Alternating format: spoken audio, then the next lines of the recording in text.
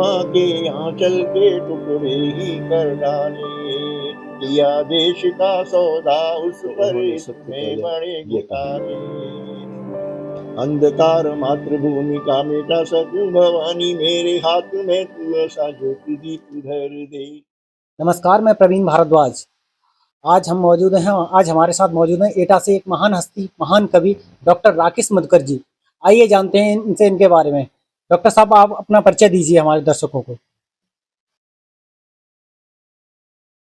मैं डॉक्टर राकेश मधुकर, प्राचार्य, पूर्व प्राचार्य, Jawaharlal Nehru post graduate college, एटा।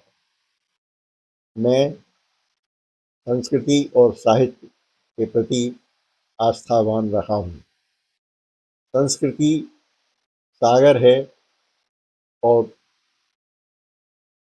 साहित्य उसका अंग है। साहित्य में हम जिन चीज़ों को देखते हैं उनका वर्णन करते हैं। संस्कृति साध्य है तो साहित्य साधन है, और साहित्य ही ऐसी गागर है जिसके अंदर संपूर्ण जीवन के रहस्य आकर समाहित हो जाते हैं। ऐसी ही गागर के पावन संचित जल को मैं देश के विभिन्न अंचलों में अखिल भारतीय कवि सम्मेलनों के मंच पर काव्य पाठ के रूप में प्रयोग करता रहा हूँ। मेरा जीवन परिचय इस रूप में भी है कि अंतर्राष्ट्रीय हिंदी समिति के द्वारा मुझे आमंत्रित किया गया था। मैं 2 बार अमेरिका भी गया हूँ और वहाँ ओहायो के गवर्नर महोदय द्वारा मुझे पुरस्कृत किया गया था। मेरी 5 पुस्तकें प्रकाशित हो चुकी हैं। संक्षिप्त रूप में मेरा यही परिचय है। डॉक्टर साहब, आपकी कौन-कौन सी पुस्तकें प्रकाशित हुई हैं? सबसे पहली पुस्तक थी पांचजन्य के स्वर, और दूसरी मेरी पुस्तक है क्रांतिवीर सुभाष, और तीसरी मेरी पुस्तक है शिखर पुरुष नरेंद्र मोदी। चौथी पुस्तक है वीणा के स्वर, और 5वीं पुस्तक है मेघा रे मेघा। ये 5 पुस्तकें मेरी प्रकाशित हो चुकी हैं।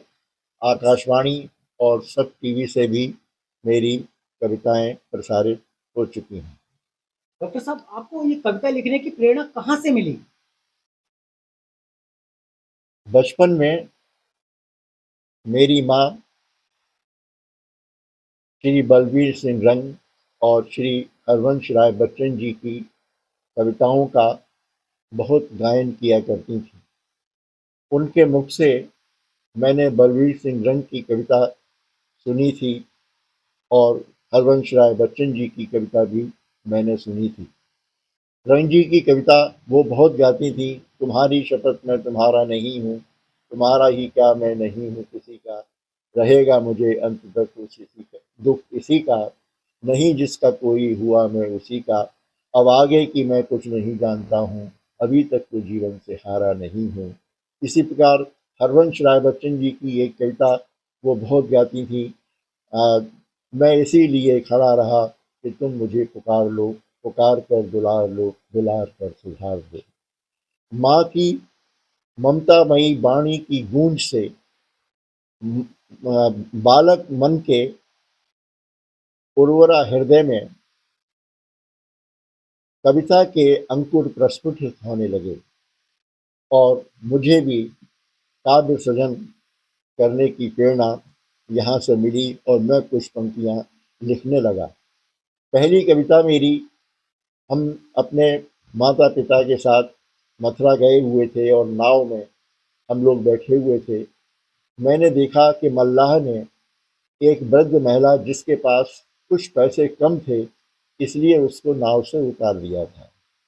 उनके नाव से उतार देने का जो दृश्य था, उसने मेरे मन के ऊपर जो प्रभाव डाला, उससे आकुल होकर मेरा मन ये कहने लगा, धन्य कर तो पार उतारा, तुमने बड़े दुलार से धन लेकर तू पार उतारा, तुमने बड़े दुलार से धीरे धीरे प्यार से।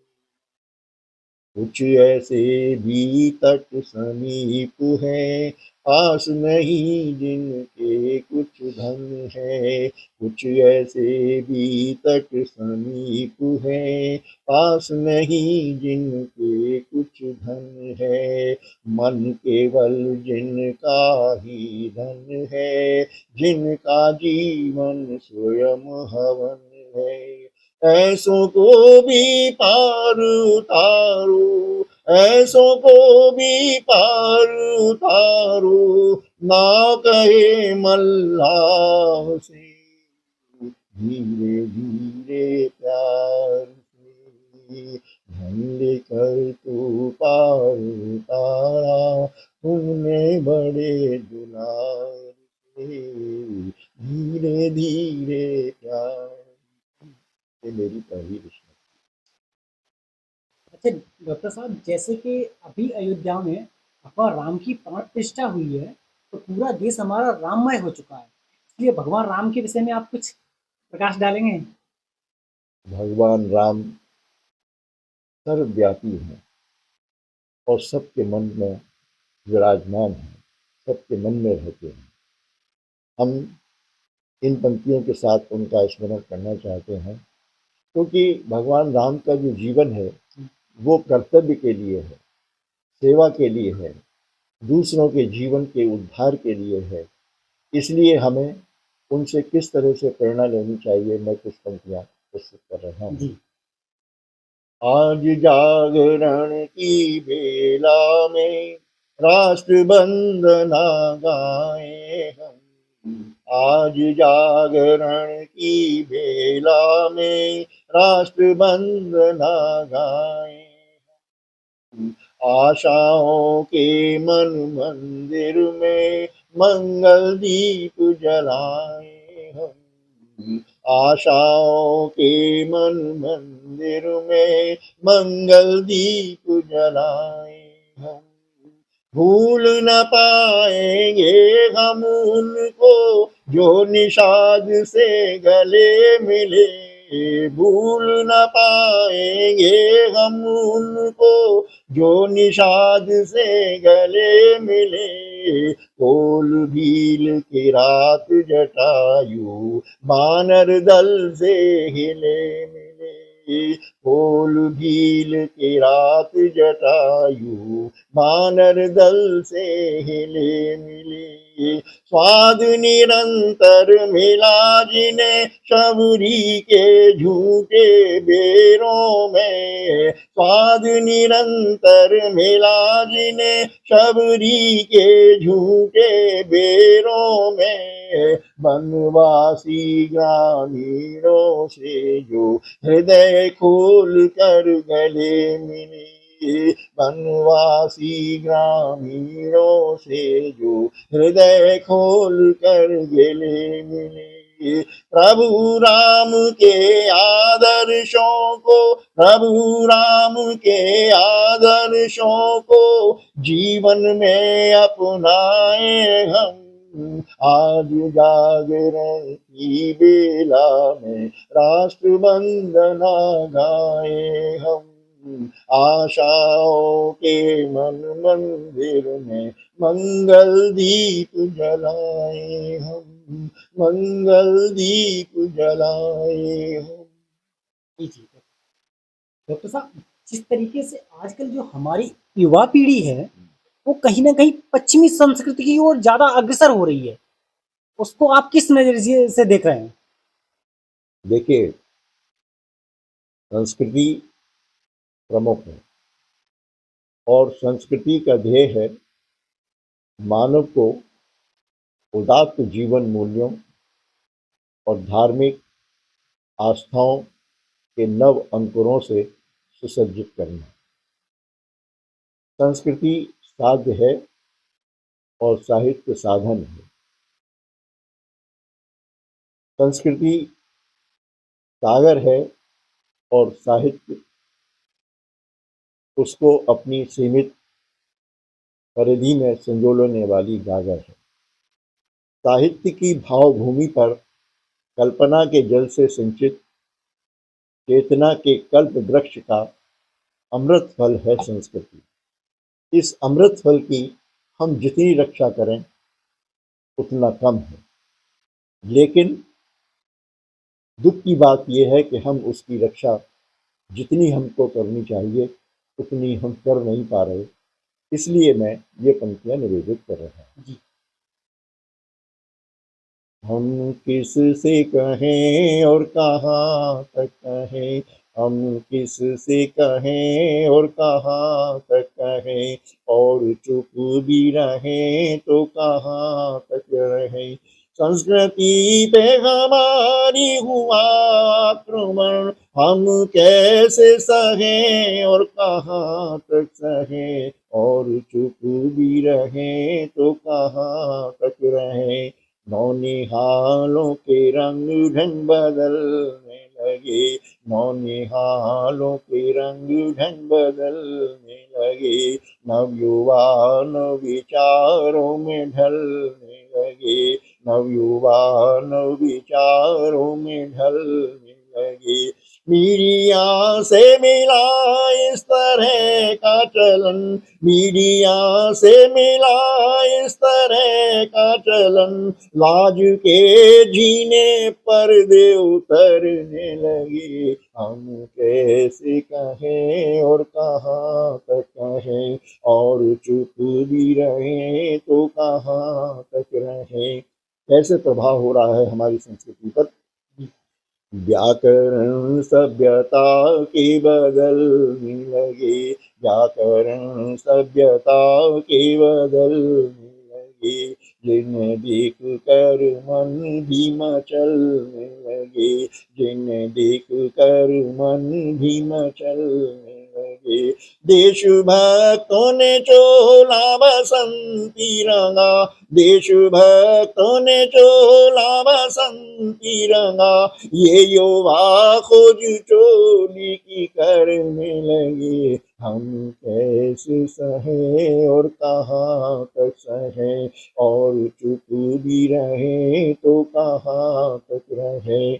देखिए, हमारी संस्कृति की विशेषता ये थी कि गांव-गांव में लोग रात को अपने अगहने के चारों तरफ बैठ जाते थे और गांव की बहुत सी समस्याओं का समाधान बुजुर्गों के द्वारा वहीं हो जाता था। लेकिन आज हम एक साथ बैठने के लिए तरस रहे हैं, तो क्यों? गांव गांव द्वार द्वार तक पहुंचा दिया, गांव गांव द्वार द्वार तक पहुंचा दिया, चौपाल वाला दृश्य जड़ से मिटा दिया, चौपाल वाला दृश्य जड़ से मिटा दिया। गा के गीत मल्हार संग बैठते थे जो, गा के गीत मल्हार संग बैठते थे जो, दूर ने दूरदर्शन ने करा दिया। हम कैसे सहें और कहाँ तक सहें, और चुप भी रहें तो कहाँ तक रहें। आज की जो बहुत ज्वलंत समस्या है वो ये है कि जिन्हें हमें बचाना नहीं चाहिए था उनके पीछे हम बचाने पे लगे हुए हैं। क्या है पंक्ति देखिए कि रोशनी का अंधेरों से अनुबंध है। ध्यान देना साहब, रोशनी का अंधेरों से अनुबंध है, बिजलियों आंधियों से भी संबंध है, बिजलियों आंधियों से भी संबंध है।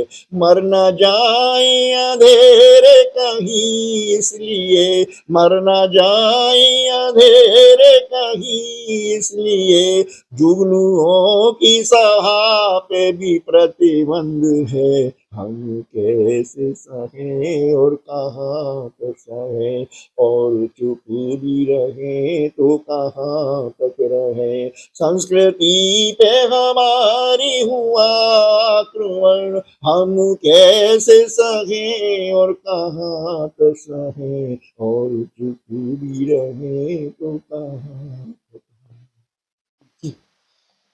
डॉक्टर साहब, जिस तरीके से अभी गणतंत्र दिवस आने वाला है तो आप हमारे जो देश की सीमा है वहाँ पर जो हमारे जवान लगे हुए हैं तथा जो देश के वर्तमान हालात हैं उनके विषय में आप क्या कहना चाहेंगे? देखिए, जो वर्तमान समय है, आज देश में चारों तरफ हिंसा, विघटनकारी शक्तियों की सक्रियता, विभाजन और विपक्ष की दुर्बलता, टूटन के गंभीर संकट से जूझता ग्रामीण सम्मान, द्रौपदी के चीर की तरह बढ़ती हुई महंगाई, जर्जर अर्थव्यवस्था, बेरोजगारी, सांप्रदायिक तनाव, न्यायपालिका पर कार्यपालिका का अत्यधिक दबाव, केंद्रीयकरण की समस्या, निर्वाचन पद्धति की समस्या, प्रादेशिक संबंधों में तनाव की समस्या, ये सारी समस्याएं जब हमारे सामने मुंह बाए हुए खड़ी हुई है, उस समय जो हमारे देश की सेनाएं हैं, उसमें जो लोग अपना जीवन न्यौछावर करने के लिए खड़े हुए हैं, उन सबको जब ये पता चलता है कि देश में इतनी समस्याएं किस तरह से खड़ी हुई हैं, तो वो देश के जो नागरिक हैं, उन नागरिकों को, देशवासियों को अपना संदेश दे रहा है कि तुम्हें करना क्या है। जी तो आवाज मेरी है, लेकिन संदेश उस सैनिक का है जो देशवासियों के लिए है। जी पंक्तियां निवेदित करता हूँ। माँ ने तिलक किया, बहनों ने बांधे मंगल धागे, और पिता ने कहा कि बेटा घाव लगे सब आगे। किलकारी ने जब भी हमको अपनी ओर बुलाया, दो नैनों ने कर्तव्यों का झूला हमें झुलाया। इसीलिए सीमा पर खेली है प्राणों की होली, बाहर के दुश्मन पर तो हम दाग रहे हैं गोली। कसम तुम्हें है देशवासियों माँ के पावन भाल की, गद्दारों को सौंप न देना ये सत्ता की पाल की, गद्दारों को सौंप न देना ये सत्ता की पाल की। क्या हुआ है? जिन मुद्दों पर संसद में बहस होनी चाहिए, उन पर सड़क पर संघर्ष हो रहा है। तब सीमा का सिपाही आपसे ये संदेश देना चाहता है, इन्होंने किया क्या है? पहले तो माँ के आंचल के टुकड़े ही कर डाले, किया देश का सौदा उस पर इतने बड़े घुटाले। देश के रक्षक ही बन बैठे दुश्मन के रखवाले, हुए हवाला मैं शामिल था जिनके देश हवाले। धन्यवाद न्यायालय को जिसने कर्तव्य निभाया, देशद्रोह करने वालों को ऐसा सबक सिखाया। कसम तुम्हें है देशवासियों जनगण मन और लाल की, गद्दारों को सौंप न देना ये सत्ता की पाल की, गद्दारों को सौंप न देना ये सत्ता की पाल की। आज हमारे सामने ज्वलंत प्रश्न ये है कि हमारी सुरक्षा एजेंसियां क्या करती रही। इनकी नाकामियों के लिए भारत के स्वाभिमान की बलि कब तक चढ़ा जाएगी, ये महत्वपूर्ण प्रश्न है। इसलिए कहना चाहता हूँ, संसद में आतंकी दस्ता कैसे ये घुस पाया, संसद में आतंकी दस्ता कैसे ये घुस पाया। किसने जयचंदों का न्योता गौरी तक पहुँचाया, किसने जयचंदों का न्योता गौरी तक पहुँचाया। संकट के इस दौर में जागो जागो देश बचाओ, देशद्रोह करने वालों को फांसी पर लटकाओ। कसम तुम्हें है देशवासियों, कसम तुम्हें है देशवासियों, हर शहीद हर लाल की, गद्दारों को सौंप न देना ये सत्ता की पाल की, गद्दारों को सौंप न देना ये सत्ता की पाल की। प्रश्न अब क्या है? हमारे इन राजनीतिज्ञों को अपनी राजनीति के लिए चाहिए खंड खंड देश, बिखरा हुआ समाज, टूटा हुआ आदमी भूख, गरीबी, अभाव, तनाव और फिरका परस्ती, इनकी राजनीति के लिए ये इसलिए जरूरी है कि इनको वोट कभी मिले। इसलिए वो सिपाही अपना संदेश आपको दे रहा है कि आपको करना क्या है। सत्ता की डोली को घेरा दी और तूफानों ने, सत्ता की डोली को घेरा दी और तूफानों ने, बड़े बड़े उठ रहे बवंडर बस्ती और वीरानों में, दिखा रहे पुरुषा सभी अपना अपना मैदानों में, कौन उठाएगा डोली को होड़ लगी दीवानों में, ध्यान रहे दुल्हन की रक्षा करना बहुत जरूरी है, हर कहार में शक्तिशील की क्षमता बहुत जरूरी है, कसम तुम्हें है देशवासियों पूजा के हर थाल की, गद्दारों को सौंप न देना ये सत्ता की पाल की, गद्दारों को सौंप न देना ये सत्ता की पाल की, ये सत्ता की पाल की। जी डॉक्टर साहब, आपके हिसाब से क्या लगता है कि हिंदी के उत्थान के लिए आगे क्या कार्यक्रम किए जाने चाहिए, जैसे कि हिंदी का विकास हो सके? उस बारे में आप क्या प्रकाश डालना चाहेंगे? हिंदी के उत्थान के लिए और हिंदी के विकास के लिए जन आंदोलन बहुत जरूरी है। और जन आंदोलन का मतलब ये है कि हम हर व्यक्ति के अंदर जैसे माँ के प्रति एक प्रेम का भाव होता है, वही प्रेम जब हम हिंदी भाषा के प्रति लोगों के अंदर पैदा कर सकेंगे, उसको पैदा करने के लिए हमको हिंदी के विभिन्न रूप, चाहे वो संगीत के माध्यम से हो, चाहे वो चित्रकला के माध्यम से हो, चाहे वो काव्य के माध्यम से हो, वो हमें वहाँ तक पहुँचाना चाहिए, जिससे हम लोगों के मन के अंदर एक प्रश्न पैदा कर सकें कि जब हमें बोलना हो तब हम हिंदी में बात करें। हम गौरव इस बात में समझते हैं कि हम जब अंग्रेजी में बोलेंगे तो हमारा बड़ा गौरव हो। हम हिंदी वाले हैं और हमें अपनी हिंदी पर गौरव होना चाहिए। जब हमें ही गर्व नहीं होगा तो हम दूसरे को कैसे प्रभावित करेंगे। सबसे पहले हम अपने अंदर गर्व पैदा करें, अपने अंदर गौरव पैदा करें हिंदी के प्रति, और उस हिंदी को हम दूसरों तक पहुंचाने के लिए अपनी भाषा, अपनी मातृभाषा को प्रेम से दूसरों तक पहुंचाएं, जिससे लोग उसको स्वीकार कर सकें। हाँ देखिए, हमने क्रांतिवीर सुभाष, मेरी किताब प्रकाशित हुई है, मैं एक दो छंद आपको प्रस्तुत करता हूँ।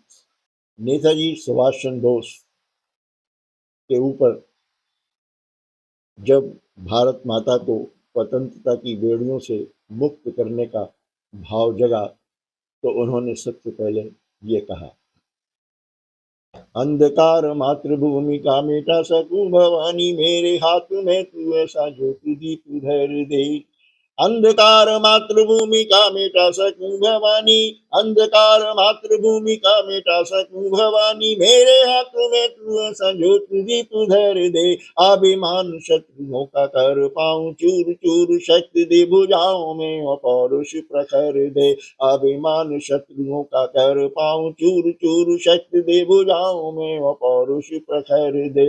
बूंद बूंद अपने लहू की मैं चढ़ाऊं तेरे, बूंद बूंद अपने लहू की मैं चढ़ाऊं तेरे, मुक्ति यज्ञ में तू ऐसी भावना से भर दे। देश की अखंडता में जो भी अवरोध बने, ऐसे शिलाखंडों को तू खंड खंड कर दे, ऐसे शिलाखंडों को तू खंड खंड।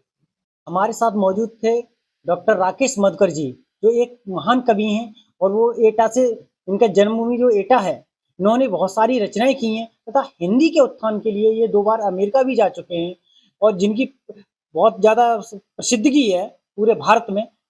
इनके लिए बहुत बहुत धन्यवाद। मैं एटा से प्रवीण भारद्वाज, अनादि टीवी एटा।